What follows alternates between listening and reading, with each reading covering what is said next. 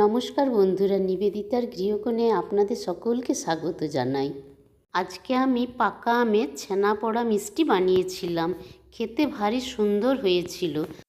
পাকা আমের এই ছানা পোড়া মিষ্টি বানানো ভীষণ সহজ।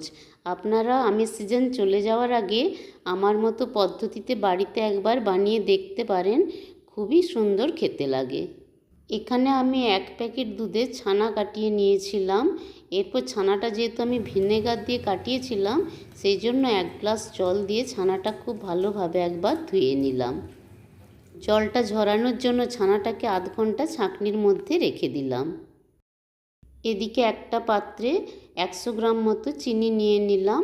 আরেকটা পাত্রে প্রায় 4 চামচ মতো সরু দানার সুজিটা নিয়ে নিয়েছি। অল্প একটুখানি চিনি রেখে বাকি সমস্ত চিনিটা মিক্সিতে ডাস্ট করে নিয়েছি। মিষ্টিটা আপনারা আপনাদের স্বাদ অনুযায়ী দেবেন। আম যদি খুব মিষ্টি হয় তাহলে খুব একটা বেশি চিনি লাগে না। এখানে আমি দুটো পাকা আমের দুটো সাইড নিয়ে নিয়েছি। এরপর আমের টুকরোগুলোকে চিনির সাথে দিয়ে একবার পেস্ট করে নিয়েছি। ছানার জলটা ঝরে গেছে। এরপর এটাকে একটা কড়াইয়ের মধ্যে নিয়ে নিলাম। ছানাটা প্রথমে 2 মিনিট ধরে খুব ভালোভাবে মেখে নিলাম। এবার যে সামান্য চিনিটা একটা পাত্রে তুলে রেখেছিলাম, ওই চিনিটা ছানার মধ্যে দিয়ে আবারও খুব ভালোভাবে 2-3 মিনিট ধরে মাখিয়ে নেব। ছানা ও চিনি খুব ভালোভাবে মাখানো হয়ে গেছে।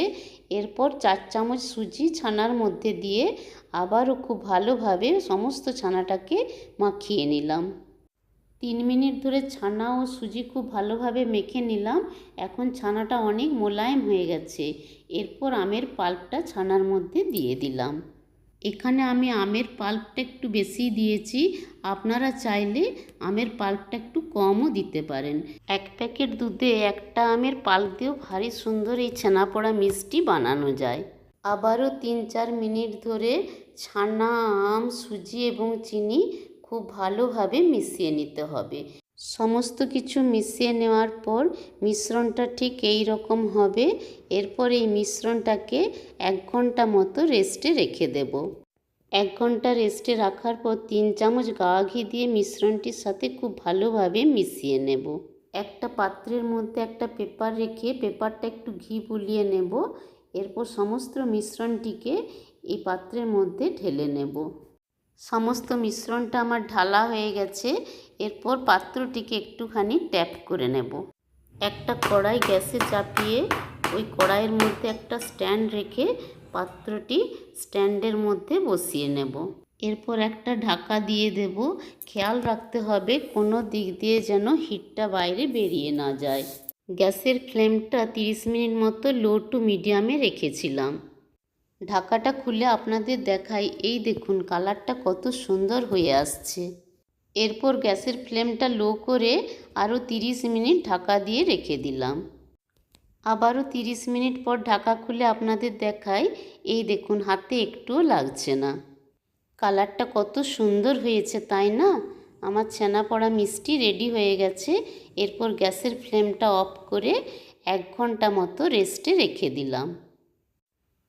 1 ঘন্টা পর ঢাকা খুলে কড়াই থেকে ট্রেটা বের করে নিয়ে এলাম। কি সুন্দর একটা স্মেল আসছে। আম ও গাওয়া ঘিয়ের ভারী সুন্দর একটা স্মেল আসছে।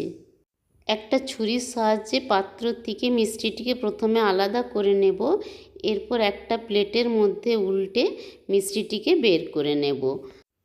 ট্রের মধ্যে যে পেপারটা দিয়েছিলাম ওতে খুব সামান্য ঘি মাখিয়েছিলাম বলে আমার মিষ্টিটা বেরোতে একটু ডিফিকাল্ট হলো।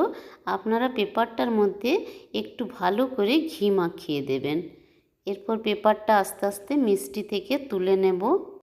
আমার ছানা পোড়া মিষ্টিটি তৈরি হতে গ্যাসে মোটামুটি 1 ঘন্টা মতো টাইম লেগেছে। আপনারা যেমন পরিমাণ দেবেন একটু খেয়াল রাখবেন। যখন দেখবেন চারদিকটা পুরো লাল হয়ে আসছে তখন বুঝবেন যে মিষ্টিটা প্রায় তৈরি হয়ে গেছে। এরপর ঢাকা খুলে একবার দেখবেন, হাতে যদি না লাগে তাহলে বুঝবেন মিষ্টিটি তৈরি হয়ে গেছে। কাগজটার মধ্যে খুব অল্প ঘি দিয়েছিলাম বলে তাই তুলতে একটুখানি টাইম লাগলো। আপনারা কাগজটার মধ্যে একটু ভালো করে ঘি বুলিয়ে নেবেন, তাহলে খুব ইজিলি কাগজটা মিষ্টিটা থেকে উঠে যাবে। এরপর আমার ছানাপোড়া মিষ্টিটি আপনাদের দেখাই, ভারী সুন্দর হয়েছে তাই না? এরপর মিষ্টিটিকে একটা ছুরির সাহায্যে পিস পিস করে কেটে নেব।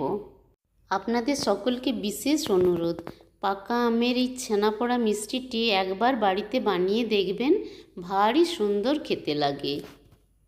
আমার চ্যানেলটি সাবস্ক্রাইব করার জন্য নতুন বন্ধুদের কাছে আমার বিশেষ অনুরোধ রইল। বাজার থেকে পাকা আম উঠে যাওয়ার আগে অতি অবশ্যই আপনারা এই রেসিপিটি একবার বাড়িতে বানিয়ে দেখবেন।